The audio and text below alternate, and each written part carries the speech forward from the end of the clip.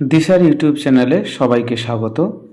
আমরা 10টা গুরুত্বপূর্ণ ইংলিশ আলোচনা করব, যেটা আপকামিং পরীক্ষায় গ্রুপ সিতে আসতে চলেছে এই ধরনের প্রশ্ন। ঠিক আছে, আমরা একে একে আলোচনা শুরু করি। কোশ্চেন নাম্বার 1-এ কী আছে?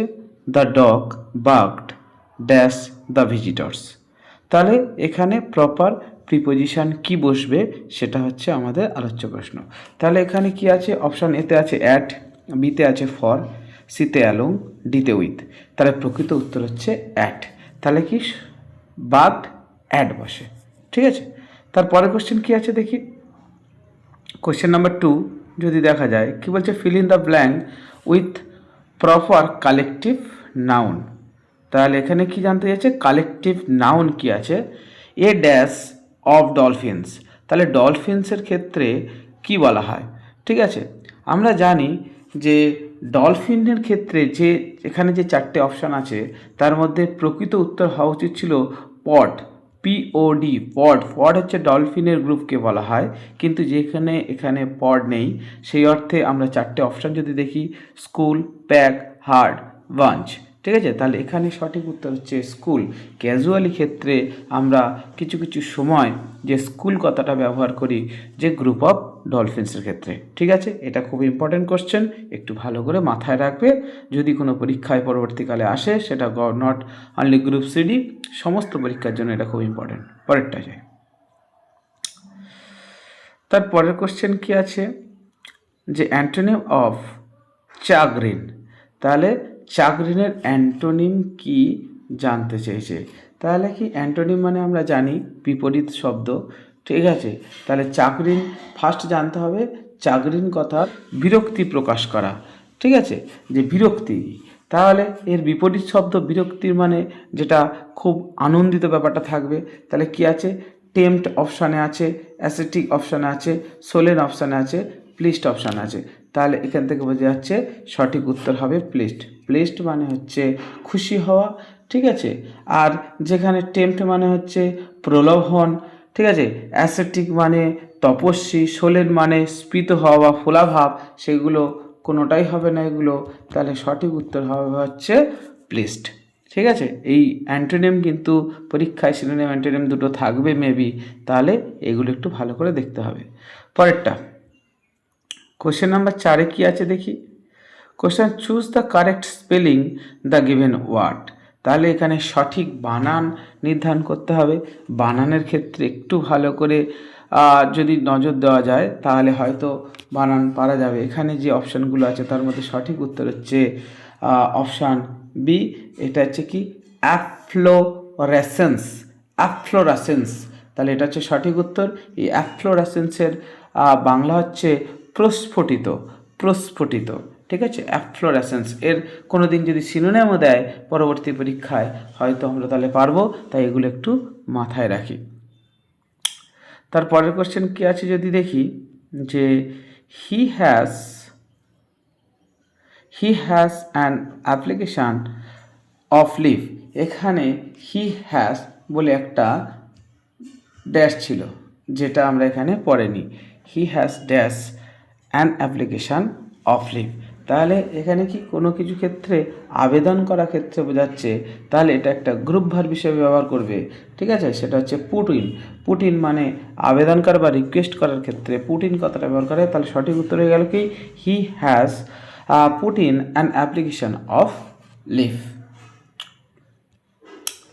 তারপরে 6 নম্বর কোশ্চেন আমরা আলোচনা যদি করি, the shops open 9 AM to 5 PM। তাহলে বলেছে দোকানটি সকাল 9টা থেকে বিকাল 5টা পর্যন্ত খোলা থাকে। তাহলে এই ক্ষেত্রে কি বসে? ফ্রম বসে।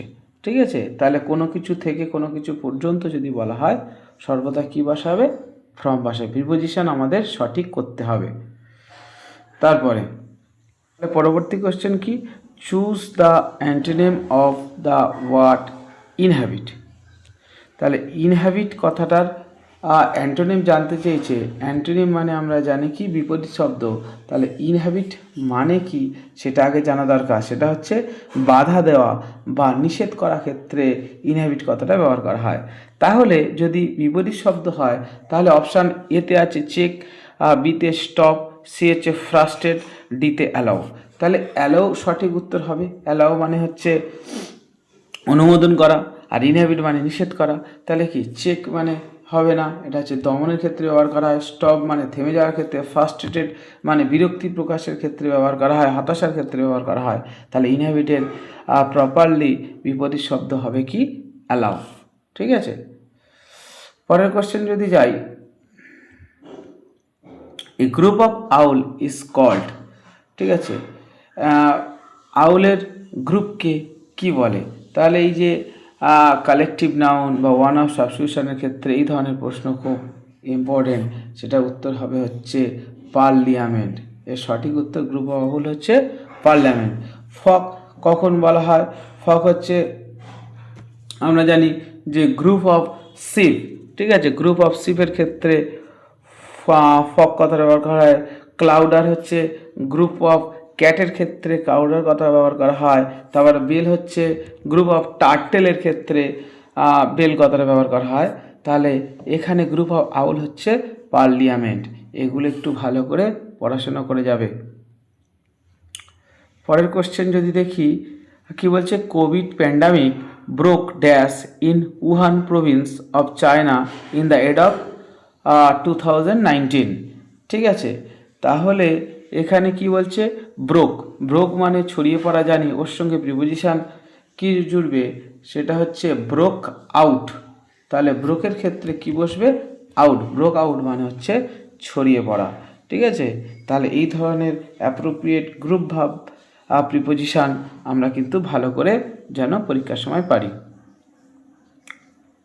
তারপরের কোশ্চেন কি আছে? Choose the synonym of the word ইলুকেন্ট।